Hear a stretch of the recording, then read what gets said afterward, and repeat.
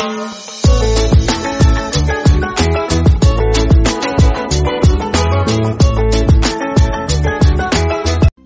The lord. ప్రభువైన యేసుక్రీస్తు వారు ఈరోజు మనకు అందిస్తున్నటువంటి వాగ్దానం కీర్తనల గ్రంథం 89వ అధ్యాయం 34వ వచనం. నా నిబంధన నేను రద్దుపరచును. ఏర్పరచబడిన రాజు సంతతి వారు నా ఆజ్ఞలను ఉల్లంఘించి నా ఆదేశాలను పాటించకపోతే అప్పుడు నేను వారిని కఠినంగా శిక్షిస్తాను. కానీ వారి పట్ల నా ప్రేమను మాత్రం నేను ఎన్నటికీ తీసివేయలేను. నేను ఎల్లప్పుడూ వారికి నమ్మకంగా ఉంటాను. దావీదుతో నా ఒడంబడికను నేను ఉల్లంఘించను, మా ఒడంబడికను నేను మార్చను. నా పరిశుద్ధత మూలంగా దావీదుకు నేను ఒక ప్రత్యేక వాగ్దానం చేశాను. మరి నేను దావీదుకు అబద్ధం చెప్పను. దావీదు వంశం శాశ్వతంగా కొనసాగుతుంది.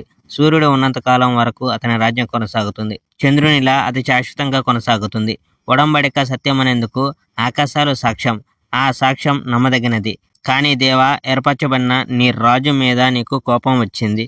అతన్ని నీవు ఒంటరివానిగా విడిచిపెట్టావు. నీ ఒడంబడికను నీవు తిరస్కరించావు. రాజు కిరీటాన్ని నీవు దుమ్ములో పారవేశావు. రాజు పట్టణపు గోడలను నీవు కూలగొట్టావు. అతని కోటలన్నిటినీ నీవు నాశనం చేశావు.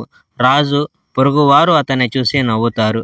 దారిన పోయే మనుషులు అతని నుంచి వస్తువులు దొంగలిస్తారు. రాజు శత్రువులందరికీ నీవు సంతోషం కలిగించావు. అతని శత్రువులను యుద్ధంలో నీవు గెలవనిచ్చావు.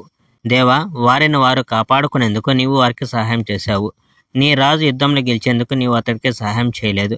అతని సింహాసనాన్ని నీవు నేలకు విసిరివేశావు. Praise the Lord. May God bless our India.